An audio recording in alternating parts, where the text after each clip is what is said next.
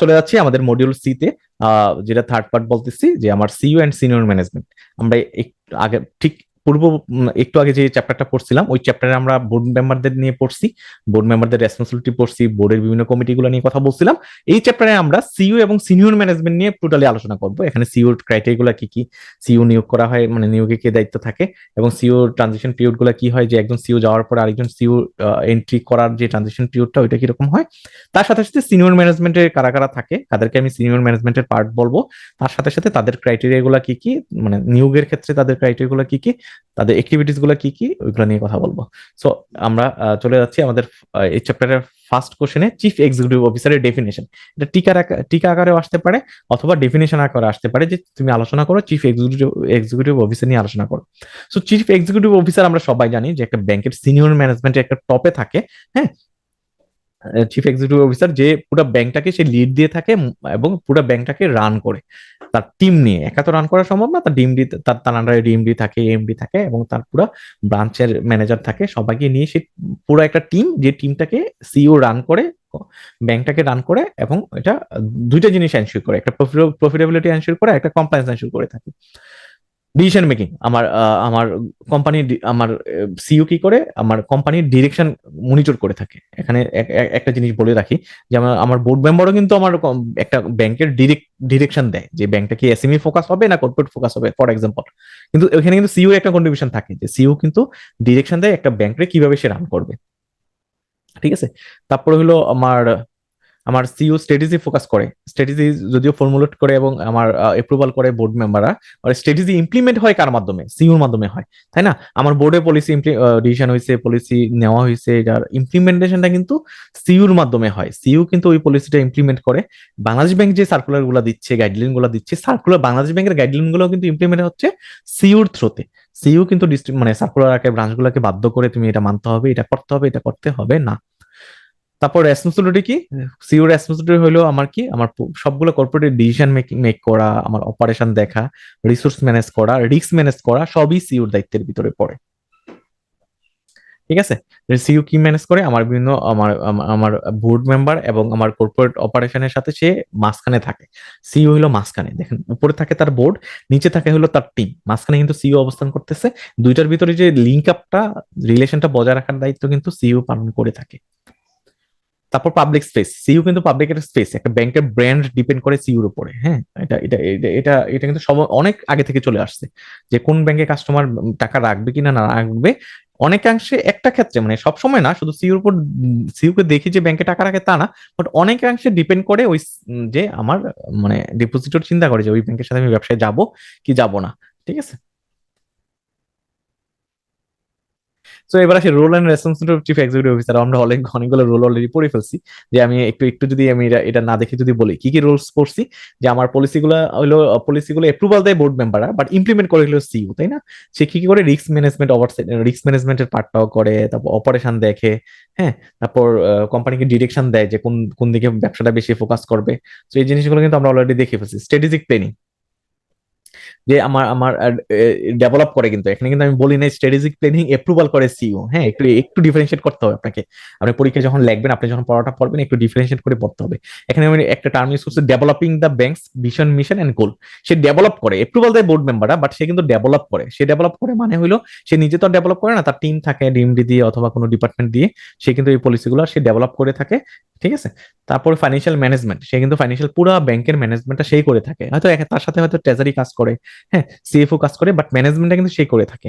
Risk management, সে কিন্তু risk manage করে থাকে। রিস্ক ম্যানেজমেন্ট আন্ডার হয়তো আমার রিস্ক ম্যানেজমেন্ট ডিভিশন থাকতে পারে, ট্রেজারি ডিভিশন থাকতে পারে, audit bank board risk management division committee থাকতে পারে, বাট কিন্তু মেইন কাজটা কিন্তু সেই রোলটা প্লে করে রিস্ক ম্যানেজমেন্টের ক্ষেত্রে।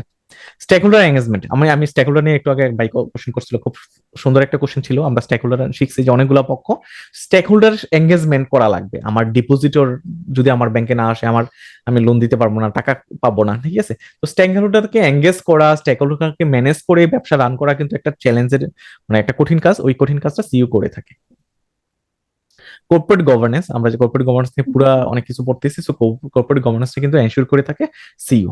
ট্যালেন্ট ম্যানেজমেন্ট, আমার কিন্তু একটা ব্যাংক, আমি এটা বলে থাকি সবসময় যে ব্যাংক কিন্তু হিউম্যান পাওয়ারের উপর, মানে হিউম্যান রিসোর্সের উপর বেস করে কিন্তু ব্যাংকটা রান হয়, ঠিক আছে? সো আমার যদি ইফিসিয়েন্ট ব্যাংকার যদি না হয়, আমার ব্রাঞ্চ ব্যাংকিং বলি, হেড অফিস ব্যাংকিং বলি, সব জায়গায় কিন্তু তুখুর ব্যাংকিং থাকা লাগবে। যদি আমি চাক্ষুষ ব্যাংকিং যদি না হয়, ব্যাংকার যদি না হয়, তাহলে কিন্তু ওই ব্যাংকটা কখনোই ভালো, মানে লং রানে ভালো করবে না, ঠিক আছে? লং রানে ভালো করবে না। সো আমার ওইটার জন্য কি করতে হবে, আমার ট্যালেন্ট ম্যানেজমেন্ট করতে হবে। আমার ধরেন কিছু কিছু ব্যাংক আছে, দেখবেন যে ভালো এমপ্লয়িটা চলে যায়, ঠিক আছে? ভালো এমপ্লয়িটা চলে যায়, চলে গেলে তো আসলে ট্যালেন্ট ম্যানেজমেন্ট হইলো না। ট্যালেন্ট ম্যানেজমেন্ট না হইলে কিন্তু আমার কি হবে না, ব্যাংকটা ইফিসিয়েন্টলি রান হবে না। 7 নম্বর হলো কর্পোরেট কালচার। আমি এখানে ট্যালেন্ট ম্যানেজমেন্টের ক্ষেত্রে আমি একটু ডিটেল বলি, হ্যাঁ। আমি আমার ক্যারিয়ারে কিন্তু আমি আমি মানে খুব অল্প সময়ের জন্য ব্রোকারেজে ছিলাম, মার্চেন্ট সরি লিজিং কোম্পানিতে ছিলাম, ব্যাংকে এক্সিম ব্যাংকে 6 ইয়ার ছিলাম আমি, হ্যাঁ। তারপরে তো অ্যাসেট ম্যানেজমেন্টের ভিতরে আমি 3টা অ্যাসেট ম্যানেজমেন্টে কাজ করছি, বিএবি asset management, Shahjalal asset management, এখন আসছি মার্কেন্টাইল ব্যাংক অ্যাসেট ম্যানেজমেন্টে, ব্যাংকের সাবসিডিয়ারি যেটা। তো আমি না ধরেন তারপর আমার আশেপাশে হয়তো অনেক অনেক অনেক ইন্ডাস্ট্রিতে কাজ করছে, সো কিন্তু কাজ করতে গিয়ে আমার আমার আমার কাছে যেটা মনে হয়েছে আর কি, ধরেন ব্যাংকের ক্ষেত্রে আসলে একটা ব্যাংক রান করার ক্ষেত্রে ট্যালেন্ট এমপ্লয়ি থাকাটা খুবই দরকার। আমার মানে বিভিন্ন সেক্টরে কাজ করার ক্ষেত্রে করতে গিয়ে আমার যেটা রিয়েলাইজ হয়েছে, হ্যাঁ। সো ওইটা করার জন্য ট্যালেন্ট ম্যানেজমেন্টটা খুবই দরকার। Till now banking industry, till now বিশ্বাস করবেন না যে টিল নাও ব্যাংকিং ইন্ডাস্ট্রি অনেক ভালো পজিশন আছে in terms of compliance, regulatory কমপ্লায়েন্সের ক্ষেত্রে, বা মানে আমার কিন্তু আমি কিন্তু খুব টাইট, মানে আমি চাইলেই কিন্তু অনেক কিছু করতে পারি না, চাইলেই লোন দিতে পারি না, চাইলেই কিন্তু অনেক কিছু করতে পারি না। যদি বর্তমানে এনপিএল এর রেটটা বেশি, মানে এনপিএলটা বেশি, ওইটা হয়তো অনেক ইস্যু আছে, আমি ডিটেলে গেলাম না। But banking industry too much regulated, আমি এক কথায় বলতে পারি।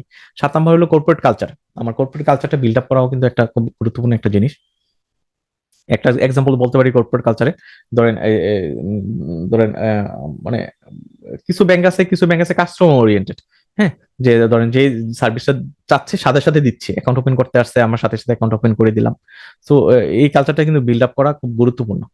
কমিউনিটি রিলেশন, আমার কমিউনিটি রিলেশনটা খুব দরকার, কমিউনিটি রিলেশনটা খুবই দরকার। এই জিনিসটা কিন্তু টপ লেভেলে বেশি দরকার হয়, যে ম্যানেজার, ব্রাঞ্চের ম্যানেজার হোক বা সিইও হোক, সিইও যদি তোর ব্যবসায়ীদের সাথে ভালো মেনটেন না করে, তখন কিন্তু ওই ওই ওই সিইও কিন্তু কখনোই ব্যবসা আনতে পারবে না, আনলেও কি করতে পারবে না, রিকভারি হবে না আর কি, লোন দিলেও রিকভারি হবে না। তাকে কিন্তু একটা কমিউনিটি মেনটেন করা দরকার হয়, পুলিশ ডিপার্টমেন্ট থেকে শুরু করে। একটা ব্যাংকের সিইও কিন্তু ধরেন মিডিয়া থেকে শুরু করে, মিডিয়া, ল এনফোর্সমেন্ট এজেন্সি, ব্যবসায়ী, হ্যাঁ, সবার সাথে কিন্তু একটা একটা তাল মিলায় চলতে হয়। হুম, ওটাকে বলা হয় কমিউনিটি রিলেশন।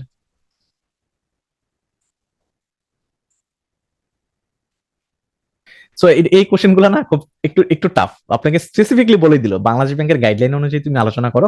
অ্যাপয়েন্টিং এ ব্যাংক চিফ এক্সিকিউটিভ অফিসার, যে আমার ব্যাংকের চিফ এক্সিকিউটিভ অফিসার অ্যাপয়েন্টমেন্টের যে ক্রাইটেরিয়া গুলা, প্রসেসটা, এটা বাংলাদেশ ব্যাংকের গাইডলাইন অনুযায়ী আলোচনা করো। সো আমিও চেষ্টা করছি বাংলাদেশ ব্যাংকের গাইডলাইন গুলার ফলো করে, গাইডলাইন গুলা নামিয়ে, মানে এগুলো আলোচনা করার। সো এখানে আমি কি করব, আমার এক্সপিরিয়েন্স দেখবো একটা ব্যাংকের, আমার আমার সিইউর জন্য আমার এক্সপিরিয়েন্স থাকা লাগবে। যদিও এক্সপিরিয়েন্সটা বলা হচ্ছে 15 বছর, স্পেসিফিকলি বাংলাদেশ ব্যাংকের গাইডলাইনে বলা আছে 15 বছর এক্সপিরিয়েন্স থাকা লাগবে, কিন্তু সিইও হওয়ার জন্য 15 বছর মিনিমাম থাকা লাগবে। কিন্তু তার সাথে সাথে আরেকটা জিনিস বলে দিছে, তার ইমিডিয়েট আগের যে পোস্ট বিএমটি পোস্টে, তাকে অবশ্যই 2 বছরের থাকা লাগবে, আদারওয়াইজ সে সরাসরি এসসিবিবি থেকে সে সিইও হইতে পারবে না। এডুকেশন হলো আমার আমার ব্যাকগ্রাউন্ড প্রিফার করা হচ্ছে, ম্যান্ডেটরি না, ইকোনমিক্স, ফাইন্যান্স এবং বিজনেস অ্যাডমিনিস্ট্রেশন ডিপার্টমেন্ট, মানে ব্যাকগ্রাউন্ডের হওয়া লাগবে, বিজনেস ব্যাকগ্রাউন্ডের হওয়া লাগবে। এটা প্রিফার করা হয়, বাংলাদেশ ব্যাংক প্রিফার করে আর কি। ইন্টিগ্রিটি, তার ক্লিয়ার একটা ইমেজ থাকা লাগবে। সে যদি ধরেন ফ্রড ফরজারিতে জড়িত থাকে, সেই সিইও হইতে পারবে না। আমি এটা আলোচনায় 3 নম্বরের আলোচনায় আমি একটু মাঝখানে একটু ইন্টারভেট করি। আপনার প্রত্যেকটা ব্যাংকের সিইও কিন্তু সিইও নিয়োগের আগে কিন্তু প্রপোজালটা বাংলাদেশ ব্যাংকে যায়। বাংলাদেশ ব্যাংক বিআরপিডি কিন্তু ইয়া করে, এটা ইভালুয়েট করে, তার হিস্ট্রি দেখে, ডেটা অ্যানালাইসিস করে করে যদি দেখে যে হ্যাঁ appropriate, this guy is appropriate for this post, তখন কিন্তু বাংলাদেশ ব্যাংক বলে ঠিক আছে তুমি ওকে নিয়োগ দিতে পারো। 4 নম্বর হলো রেগুলেটরি অ্যাপ্রুভাল, যেটা একটু আগে বলে ফেললাম যে বাংলাদেশ ব্যাংকের অ্যাপ্রুভাল দরকার হয়। টার্মস অফ সার্ভিস, এখানে কিন্তু সিইউর কিন্তু আলাদা টার্মস, প্রত্যেকটা এমপ্লয়ির কিন্তু টার্মস, মানে টার্মস অফ সার্ভিসে আমাদের সাইন করা দরকার হয়, তাই না, যে আমরা এটা করতে পারবো এটা করতে পারবো না। সিইউর ক্ষেত্রে কিন্তু সেপারেট একটা টার্মস অফ সার্ভিস থাকে, যেখানে সে সাইন করে সিইউ নিয়োগ হয়। CEO responsibility in commercial bank, এটা সিম্পল একটা কোশ্চেন। কমার্শিয়াল ব্যাংকের ক্ষেত্রে আমরা অলরেডি পড়ে আসছি CEO responsibility in commercial bank, আর সিইওর প্রথম যে রেসপন্সিবিলিটি পড়ে আসছিলাম দুটো কিন্তু সেম। আজকে এই চ্যাপ্টারের সেকেন্ড কোশ্চেনটা ছিল সিইও রেসপন্সিবিলিটি কি, দুটো কিন্তু সেম। সেই ম্যানেজমেন্ট করে থাকে, ওভারসি করে থাকে ব্যাংকের, লিগ্যাল কমপ্লায়েন্স গুলো এনশিওর করে থাকে, ভায়োলেশন রিপোর্টিং করে থাকে। সে তার কোনো ম্যানেজার যদি ভায়োলেট করে, কোনো যদি ফর্জারি হয় বাংলাদেশ ব্যাংকে সে রিপোর্ট করে, বা এসটিআর রিপোর্ট করে থাকে, বিভিন্ন ধরনের রিপোর্ট করে থাকে বাংলাদেশ ব্যাংকে। এইচআর অথরিটি, সে এইচআর অথরিটি হিসেবে কাজ করে, রিক্রুটমেন্ট প্রমোশনে কাজ করে থাকে, ট্রান্সফার অ্যান্ড ডিসিপ্লিন এই জিনিসগুলো সে করে থাকে। তো এটা কমার্শিয়াল ব্যাংকের ক্ষেত্রে যে যে কথা হোক, আর নর্মাল সিইও রেসপন্সিবিলিটি সেমই হবে। একটু হয়তো এখানে আমি ডিফারেন্ট ভাবে লিখছি যেহেতু আমাদের আইবিবির বইয়ে লেখা আছে, বাট জিনিসটা কিন্তু প্রায় কাছাকাছি আর কি। আমরা প্রসেসটা শিখবো, যে process of changing CEO Bangladesh ব্যাংকের গাইডলাইন অনুযায়ী প্রসেসটা কি সিইও চেঞ্জের। তো আমার বোর্ড অ্যাপ্রুভাল লাগবে, প্রথম কথা হলো বোর্ড অ্যাপ্রুভাল লাগবে। সিইও চেঞ্জের জন্য আমরা জানি সবাই 3 বছরের জন্য সিইও নিয়োগ হয়। সিইও চেঞ্জের জন্য প্রথম কথা হলো বোর্ডের অ্যাপ্রুভাল লাগবে।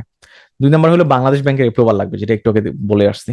ডকুমেন্ট সাবমিশন, বাংলাদেশ ব্যাংকের ডকুমেন্ট সাবমিট করা লাগবে, তার সিবি, তার তার তার প্রিভিয়াস সিবিতে তার প্রিভিয়াস হিস্ট্রি থাকবে, এগুলো সাবমিট করা লাগবে। Final decision, Bangladesh bank final decision দিবে, তারপরে তুমি সিইও নিয়োগ দিতে পারবা, আদারওয়াইজ কিন্তু পারবা না। এবার আসি সিনিয়র ম্যানেজমেন্ট। আমরা সিইও নিয়ে অনেক পড়া পড়ছি, আমরা এখন চলে যাচ্ছি সিনিয়র ম্যানেজমেন্টে।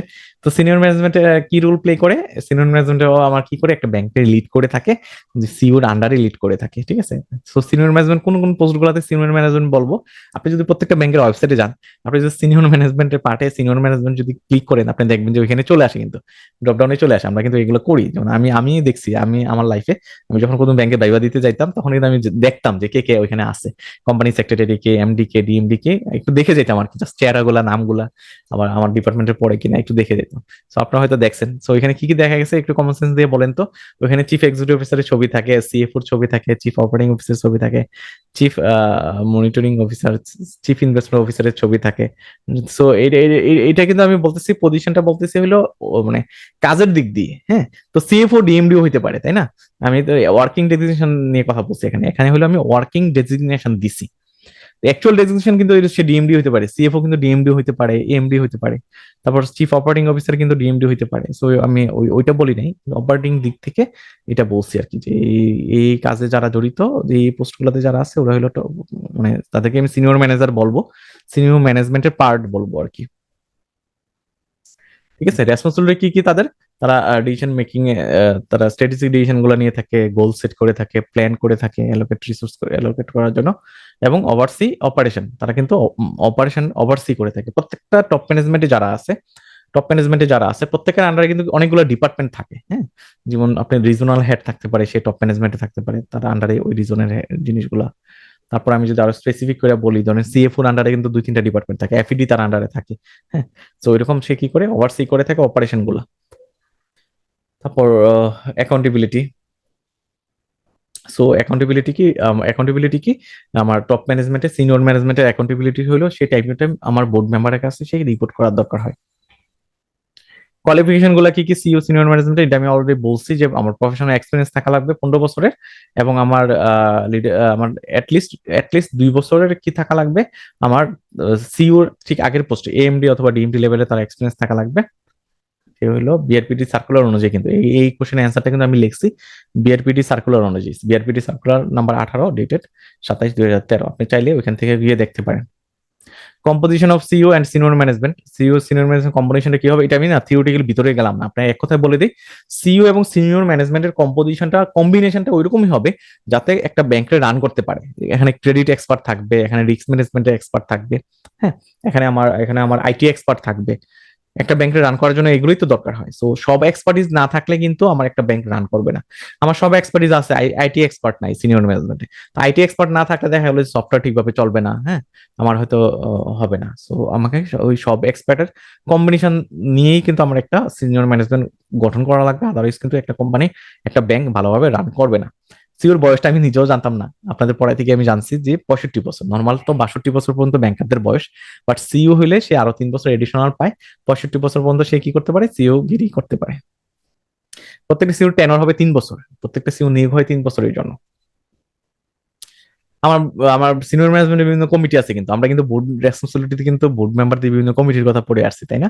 এখানে সিনিয়র ম্যানেজমেন্ট ধরো বিভিন্ন কমিটি আছে, যে কমিটিগুলো কি হয়, টাইম টু টাইম মিটিং করে কিন্তু ব্যাংকটাকে রান করে। তো কমিটিগুলো কি কি? অডিট কমিটি আছে, এটা কিন্তু সিনিয়র ম্যানেজমেন্টের অডিট কমিটি কিন্তু বোর্ড মেম্বার নিয়েও হয়। বোর্ড অডিট কমিটি আছে, আবার সিনিয়র ম্যানেজমেন্টের অডিট কমিটি আছে, দুটি কিন্তু সেপারেট জিনিস, মিলাই ফেলবেন না। তারপর রিস্ক ম্যানেজমেন্ট কমিটি আছে, হ্যাঁ। তো আমার বোর্ড রিস্ক ম্যানেজমেন্ট কমিটিও আছে, আবার সিনিয়র ম্যানেজমেন্টদের নিয়েও রিস্ক ম্যানেজমেন্ট কমিটি আছে। তারপরে হলো আমার কম্পেনসেশন কমিটি আছে। আমার এটা নর্মালি কম্পেনসেশন কমিটি গুলো গঠন করা হয় রিস্ট্রাকচারিং করার সময়, এটা কিন্তু সব সময়ের জন্য না, সারা জীবনের জন্য ওই কমিটি মেম্বার এক থাকে না, টাইম টু টাইম এটা চেঞ্জ হয় আর কি। নমিনেটিং এন্ড গভর্নিং কমিটি, আমার nominating committee, governing committee, credit committee আছে, আমরা ক্রেডিট কমিটি সব ব্যাংকে আছে, ক্রেডিট কমিটি মিটিং হয় রেগুলার বেসিসে। অ্যাসেট লাইবিলিটি ম্যানেজমেন্ট কমিটি আছে, এলকো যাদেরকে বলা হয় আর কি। টেকনোলজি কমিটি আছে, যেটা আইটি যেটা বলছিলাম আমি। ইনভেস্টমেন্ট কমিটি আছে, হ্যাঁ। যে ইনভেস্টমেন্ট কমিটিতে আমি অবশ্য ইনভেস্টমেন্ট কমিটির মেম্বার ব্যাংকের, যেহেতু আমি সাবসিডিয়ারির সিইও, সো হিসাবে। সো ইনভেস্টমেন্ট কমিটি আছে। তো ইনভেস্টমেন্ট কমিটিতে ইনভেস্টমেন্ট গুলো দেখা হয় আর কি, শেয়ার ইনভেস্টমেন্ট বা বন্ডে ইনভেস্টমেন্ট, ওই ইনভেস্টমেন্ট গুলো এই কমিটিতে ডিসিশন গুলো হয়ে থাকে, ঠিক আছে। এবার আসি business strategy of A bank. আমরা তো ব্যাংক নিয়ে অনেক কথা বলছি, তাই না? সিইও নিয়ে কথা বলছি, আমরা সিনিয়র ম্যানেজমেন্ট নিয়ে কথা বলছি। এখন চলে আসতেছি ব্যাংক বিজনেস স্ট্র্যাটেজি গুলা কি কি, একটা ব্যাংক কি কি কৌশল অবলম্বন করে তার ব্যবসাটা করে। আমি আজকে ক্লাসটা কিন্তু শর্ট করলে পারতাম, আমি আসলে গত 97-এ কিন্তু অত বেশি স্লাইড কভার করি নাই, বাট আমি 98-এ এসে চিন্তা করছি যে আপনাদেরকে ক্লাসে আমি চেষ্টা করবো যে বেশি পড়াইতে, তাহলে আপনাদের কাভারেজটা বেশি হবে, পরীক্ষা বেশি কমন পাবেন। সো এই কারণে একটু লেন্দি হয়েছে এই ক্লাসটা। সো আপনারা এটা একটু কনসিডার করবেন। সো যেটা বলতেছিলাম, ব্যাংকের বিজনেস স্ট্র্যাটেজি, যে একটা ব্যাংক কি কি স্ট্র্যাটেজি, কি কি কৌশল অবলম্বন করে ব্যবসাটা করে থাকে। খুব ইন্টারেস্টিং জিনিস না?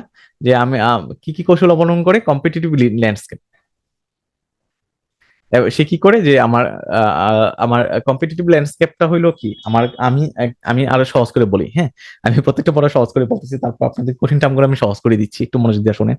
কম্পিটিটিভ ল্যান্ডস্কেপ বলতেছে আমি যেটা পারবো ওইটাই সার্ভিস দিব। আমি যেটা পারবো, ভালো পারবো, ওইটাকে আমি ফোকাস করবো, ওইটাতে আমি বেশি সার্ভিস দিব।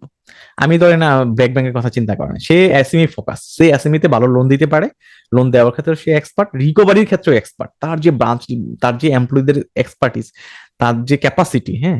ওইখানে আমি যতটুকু জানি 7,000 এমপ্লয়ি নাকি 8,000 এমপ্লয়ি, আমি এক্স্যাক্টলি জানি না, অবশ্য ঠিক এরকম হইতে পারে, হ্যাঁ। তো দেখেন মানে আমি এক্সাম ব্যাংকে ছিলাম, আমাদের 1,600 এমপ্লয়ি ছিল, বা এখন মানে 2,000 এমপ্লয়ি আছে। সো সে 7,000 এমপ্লয়ি বা 15,000 এমপ্লয়ি নিয়ে সে ব্যাংকটা রান করতেছে। তার এক্সপার্টিস হলো এসএমইতে, সে ছোট ছোট লোন দিয়ে আবার রিকভারও করতে পারে। তো তার এক্সপার্টিস ওইখানে বলে কিন্তু সেই কি করছে, ওই সেক্টরটাকে সিগমেন্টটাই বেছে নিছে, হ্যাঁ। সো কম্পিটিটিভ, সে জানে যে ওই কম্পিটিশনে সে ওই সেক্টরটাতে সে ভালো করবে। তো এটা হলো কম্পিটিটিভ ল্যান্ডস্কেপ, সে সে যেটা ভালো পারে ওইটাই করবে। টার্গেট মার্কেট, এটা এটা আমি অলরেডি বলে ফেলছি যে আমি এসএমইতে টার্গেট করলে আমি টার্গেট মার্কেট থাকা লাগবে, যে কে কোন, সবাই সব ব্যবসা করবে না, সহজ কথা এটা। এই টার্গেট মার্কেটের মূল কথা হলো সব ব্যাংক সব সেক্টরে ব্যবসা করবে না, কেউ হয়তো গার্মেন্টসে এক্সপোজার বেশি নিবে, কেউ হয়তো এসএমইতে এক্সপোজার বেশি নিবে, হ্যাঁ। সো এর টার্গেট মার্কেট থাকা লাগবে, যে আমি কাকে টার্গেট করতে চাচ্ছি। আইপিডিসি যেমন হোম লোন বেশি দেয়, সো সে টার্গেট করছে হাউস লোন গুলাকে, হ্যাঁ। 3 নম্বর হলো ভ্যালু প্রপোজিশন। আমাকে ভ্যালুর কথা, মূল কথা হলো ভ্যালু প্রপোজিশনের মূল কথা হলো, আমি যদি আপনাকে 100 টাকা দিয়ে সার্ভিস দিই, আপনি যদি বেশি 200 টাকার সার্ভিস পান, আপনি নিজেকে বেটার ফিল করবেন, আপনি আবার আসবেন সার্ভিস নিতে। এটা হলো ভ্যালু প্রপোজিশন, ভ্যালু ক্রিয়েট করা লাগবে। ব্যাংক এসএমই লোন দিচ্ছে, সে কিন্তু মানুষকে ভালো সার্ভিস দিচ্ছে, প্রত্যন্ত অঞ্চলে ব্রাঞ্চ ওপেন করতেছে, ওইখানে সে লোন দিচ্ছে। তো লোন দেওয়ার ফলে কাস্টমাররা লোন পাচ্ছে খুব সহজে, ব্যবসা করতেছে, রিটার্ন দিচ্ছে, এই যে ভ্যালু ক্রিয়েট করতেছে সে, হ্যাঁ। সো এটা কিন্তু ভ্যালু প্রপোজিশন। ভ্যালু প্রপোজিশন আরেকটা এক্সাম্পল হতে পারে তার যে সফটওয়্যারটা, যে যে সফটওয়্যারটা ইউজ করে খুব কনভিনিয়েন্ট, খুব সহজে ইউজ করা যায়, যে কারণে আমিও কিন্তু ইউজ করি। সো আমি ভ্যালু পাচ্ছি, এটা হলো value proposition. Product and service, আমার আমার প্রোডাক্ট অ্যান্ড সার্ভিস, আমার কি হবে যে আমার আমার আমার কি আমার প্রোডাক্ট, সবাই তো টাকার ব্যবসা করে, তাই না? সবগুলো ব্যাংক, বাংলাদেশে 61টা ব্যাংক, 61টা ব্যাংকই কি করে, টাকার ব্যবসা করে। তার প্রোডাক্ট গুলো তো সেম হওয়ার কথা ছিল, তাই না? সবাই এফডিআর রাখে, সবাই সেভিংস অ্যাকাউন্ট ওপেন করতে দেয়, আবার সবাই লোন দেয়। তারপরেও কিন্তু ভেরিয়েশন হয়, তার মানে তার ভিতরে তারপরেও কিন্তু প্রোডাক্টের ভিতরে দেখবেন যে প্রত্যেক একটা ব্যাংকের প্রোডাক্ট আরেকটা ব্যাংকের প্রোডাক্টের ভিতরে মিলে নাই, একটু না একটু ডিফারেন্স আছে। ডিস্ট্রিবিউশন এন্ড চ্যানেল, যেটা আমি ওই যে ব্যাক ব্যাংকের এক্সাম্পল দিয়েছিলাম, ওদের ব্রাঞ্চের সংখ্যা বেশি, সো তাদের চ্যানেলও বেশি। সো এখন আবার ওই যে এজেন্ট ব্যাংকিং আসতেছে, ব্রাঞ্চ ব্যাংকিং, সাব ব্রাঞ্চের কনসেপ্ট চলে আসছে। সো এগুলো এটা একটা স্ট্র্যাটেজি। তারপর মার্কেটিং এন্ড ব্র্যান্ড স্ট্র্যাটেজি, আমার মার্কেটিং স্ট্র্যাটেজি এক একজনের এক এক রকম হয়, ফাইন্যান্সিয়াল পারফরমেন্স এক এক রকম হয়, রিসার্চ এন্ড ডেভেলপমেন্ট এক একজনের এক এক রকম হয়। সো এই স্ট্র্যাটেজি গুলো ফলো করে সে কি করে ব্যবসা করে থাকে। তো আমরা পরবর্তী চলে যাচ্ছি যে ওয়াই অফ অর্গানাইজেশনাল কালচার। আমার business strategy, impact business strategy, একটা অর্গানাইজেশনাল কালচার বিজনেস স্ট্র্যাটেজিতে কি ইম্প্যাক্ট পড়ে।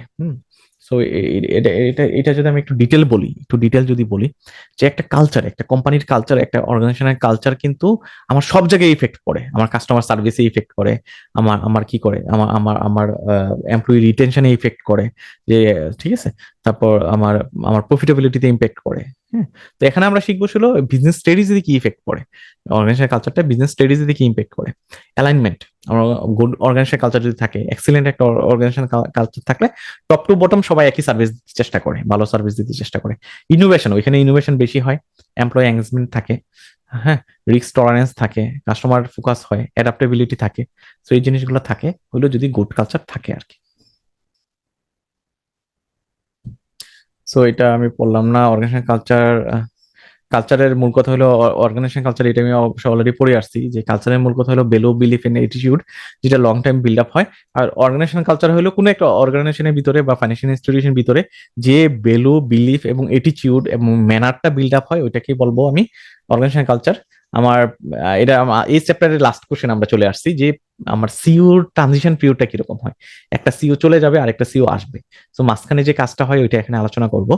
নর্মালি কি হয়, ধরেন একটা সিইও যখন চলে যায় আরেকটা সিইও যখন আসে, তখন না মানে ধরেন আমি কাকে নিব, নতুন করে কোন সিইও নিব, ওইটা অ্যানালাইসিস করতে গিয়ে আমি একটা জিনিস করি, বর্তমান সিইওর কি স্ট্রেংথ আছে, কি উইকনেস আছে। সো আমি আমি আমি যে বর্তমান সিইওর যে স্ট্রেংথ গুলো আছে আমি খুঁজবো যে ওই স্ট্রেংথের সিইও আছে কিনা মার্কেটে। আর যে উইকনেস গুলো আছে ওইগুলা কাভার দেওয়ার মতো মানে ওই উইকনেস গুলা নাই এরকম সিইও খুঁজবো আর কি। হ্যাঁ, 2 নম্বর হলো সাকসেশন প্ল্যান থাকা লাগবে। আমি কি আমার ইন হাউস বিল্ড আপ করবো, আমি ডিএমডি কে কি এমডি বানাবো, নাকি আমি বাইরে থেকে এমডি হায়ার করবো। টাইম লাইন থাকে যে আমি কোন, আমি আমি তো হুট করে হয় না, হঠাৎ করে আমি সিউর মেয়াদ শেষ হয়ে গেছে তখন গিয়ে আমি খুঁজতে থাকি না, আমি কিন্তু টাইম নিয়ে একটা 6 মাস 1 বছর আগে থেকে খোঁজার চেষ্টা করি, এবং ওই টাইমের ভিতরে আমি আবার রিপ্লেস করার চেষ্টা করি আরেকজন সিইও কে। গোল থাকে, একটা সিওর গোল থাকে, হ্যাঁ। তারপর কমিউনিকেশন থাকে। তারপর আউটগোয়িং সিইও কে আমি হেল্প করি, আউটগোয়িং সিইও কে হেল্প করা লাগবে, তার তার দায়িত্বগুলা নতুন সিইও কে বুঝিয়ে দেওয়ার জন্য। যদি হেল্প না করি তাহলে কিন্তু ব্যাংকটা ঝামেলায় পড়ে যাবে। এবং নিউ সিইও কে, নতুন যে সিইও জয়েন করছে তাকে ফ্লোর দেওয়া লাগবে, বুঝে নেওয়ার জন্য দায়িত্ব। হুম। তো এইভাবে কি হয়, আমার কি হয়, যে আমার একজন সিইও থেকে দায়িত্ব আরেকজন সিইও বুঝে নেয় আর কি।